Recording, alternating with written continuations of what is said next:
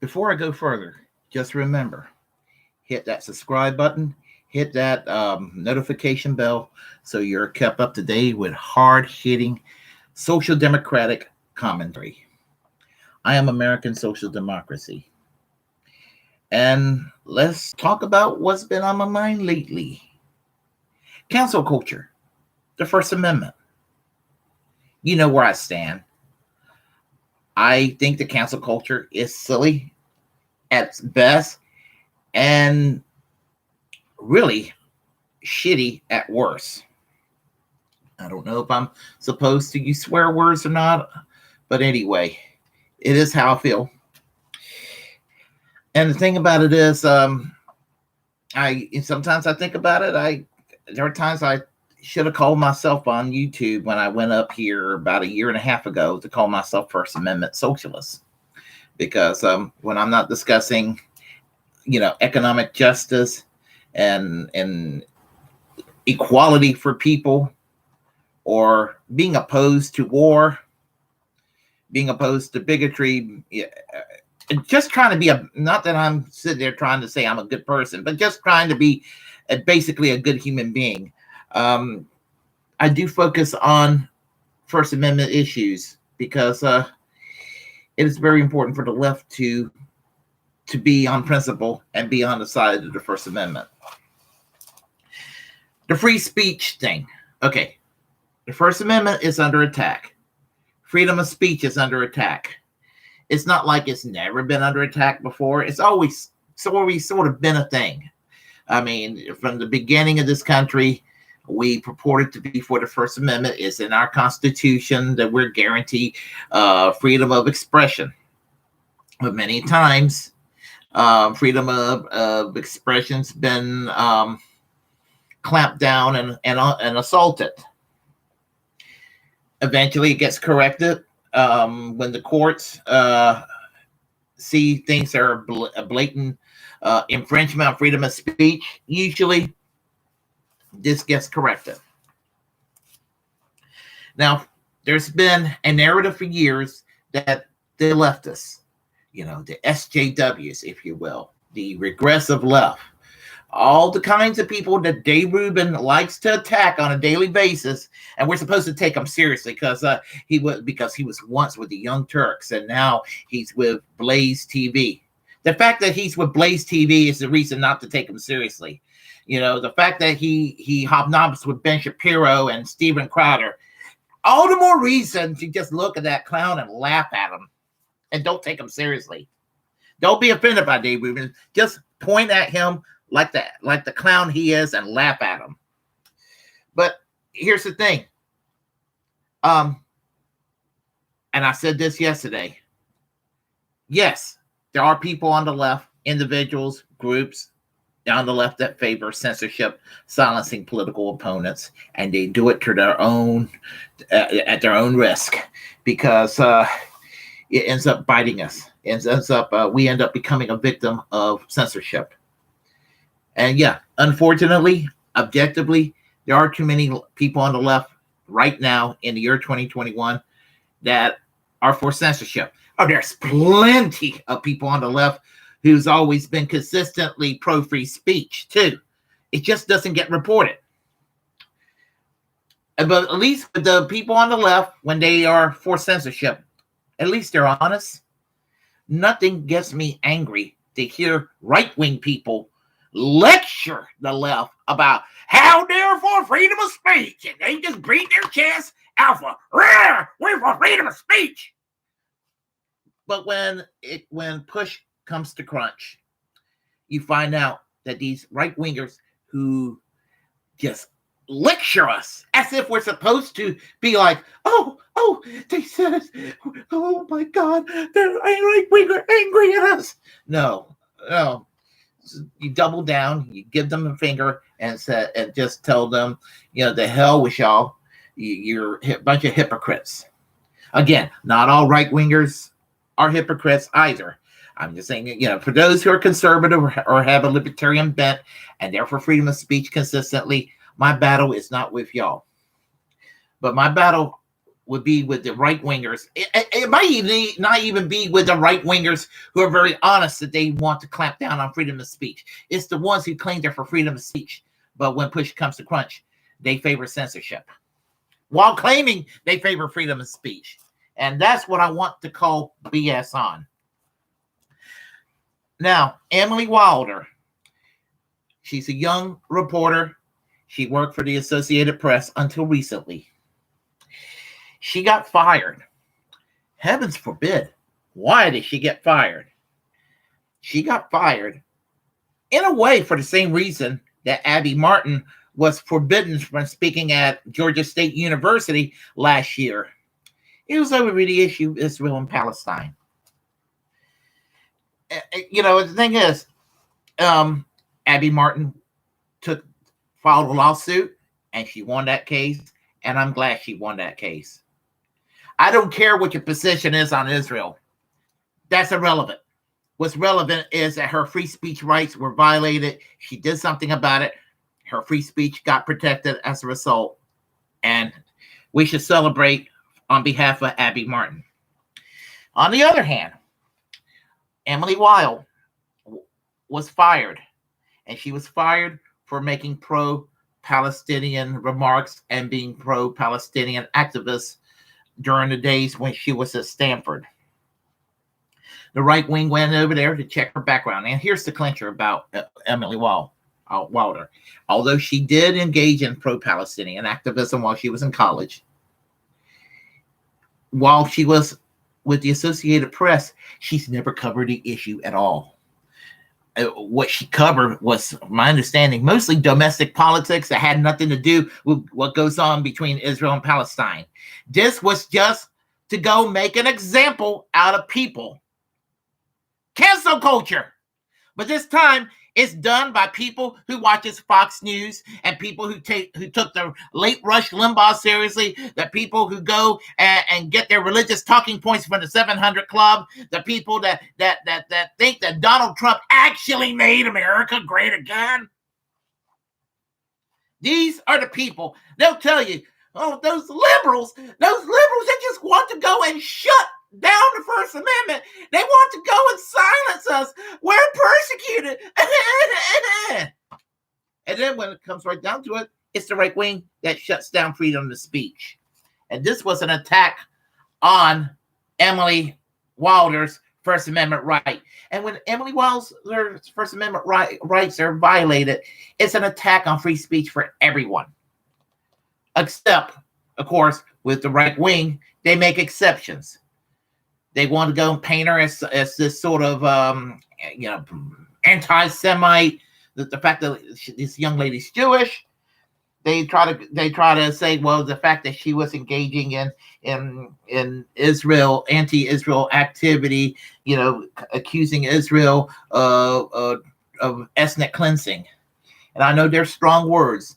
What do you say when the West Bank, which is supposed to be pretty much under Palestinian rule, when you have settlers coming in there and this Likud government of Netanyahu increased settlements in there, trying to squeeze the Palestinians out?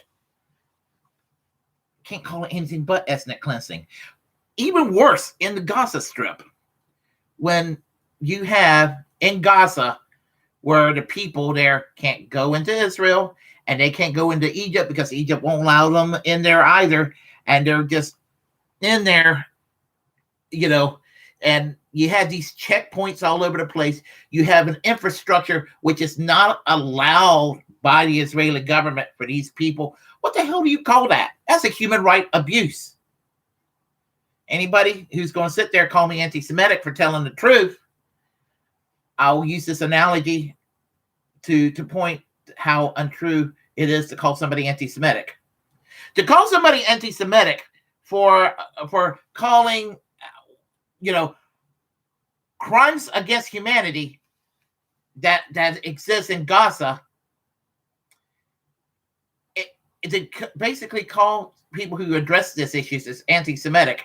It's the same as calling anybody who looks at Saudi Arabia and see, and our weapons, by the way, our tax dollars go to Saudi Arabia, just the way that our tax dollars go to Israel. That those tax dollars going into Saudi Arabia, we selling them weapons, they're going into Yemen, committing an atrocity, and actually giving weapons and hardware to actual terrorists.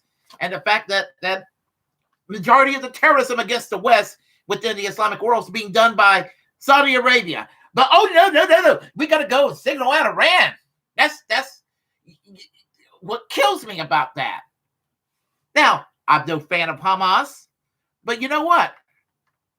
Hamas got legitimized by our neoconservative politicians back in 2006 when Condoleezza Rice, basically as Secretary of State, pressured the Israeli government that had a more moderate government at the time and the Palestinian Authority to hold elections in Gaza, and the Palestinian authorities and the Israeli government said, hey, if we do this, you're going to have Hamas elected.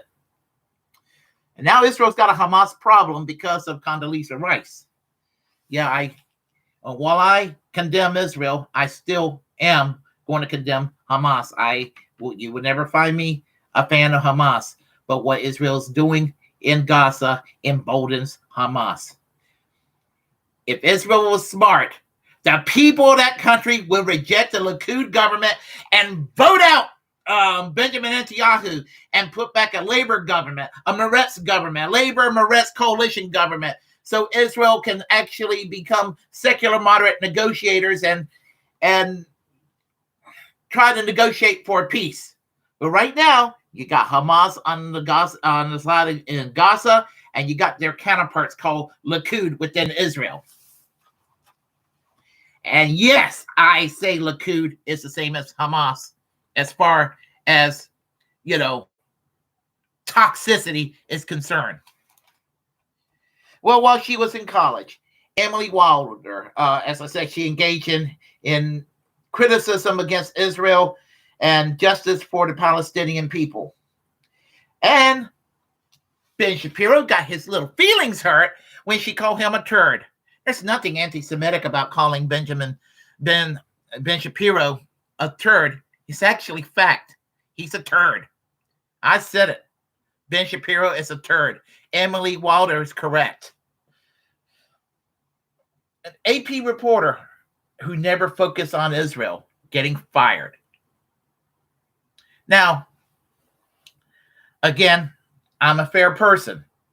You take YouTube streamer Wild Bill for America, who's one of the most awful people on YouTube.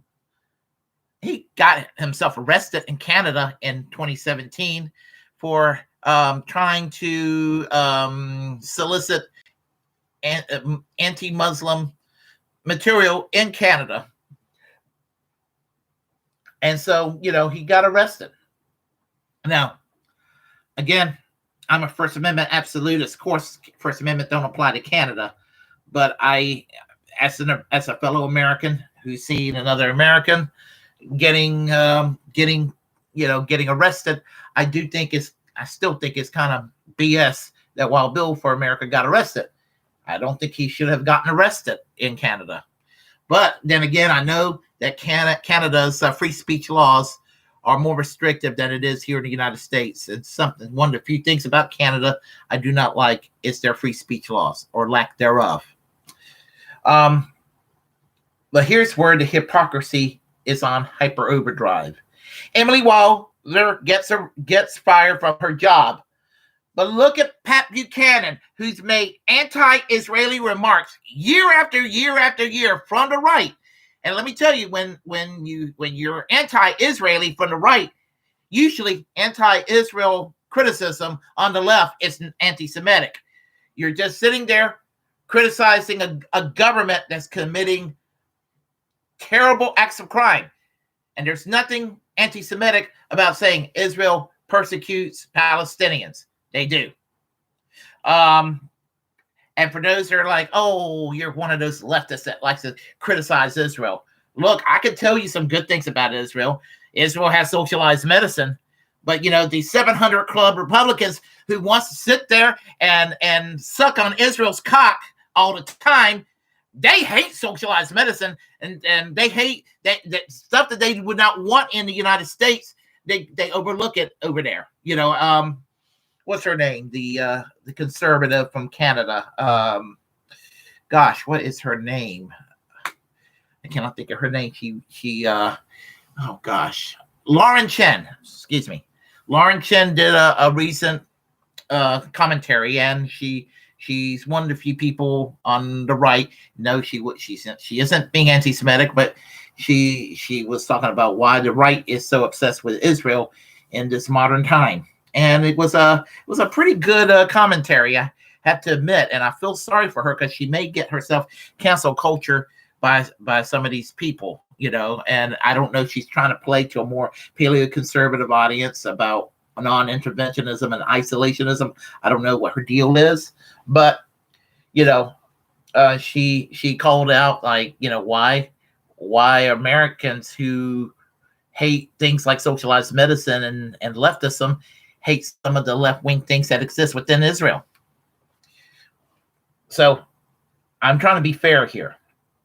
But when you got people on the right, like Pat Buchanan, who always seems to take the side of people who are getting arrested for engaging in crimes against the Jewish people during the Holocaust, people who worked in the concentration camps. Some reason Pat Buchanan went out of his way to always protect these people.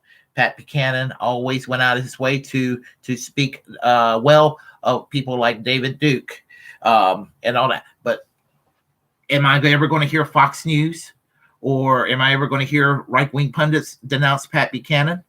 No, because they're partisan hacks. They always protect their own, even if it's on an issue they may part company with. They're going to protect their own. So I say we need justice for Emily Wilder. And I want each and every one of you to contact the Associated Press and tell them why you think it was wrong for them to give her the sack. If you like what you heard, press like and comment. If you didn't like what you heard, comment anyway. We'll have a conversation. As a First Amendment absolutist, it's my duty to inform you to create your own platform and utilize it, because we're the muckrakers of our time. Feel free to share the content on this channel. And, of course, most importantly, hit that subscribe button, that notification bell. And until next time, I am American Social Democracy. Peace. Class struggle yesterday, class struggle today, class struggle tomorrow, and class struggle until we achieve full economic and social justice for all.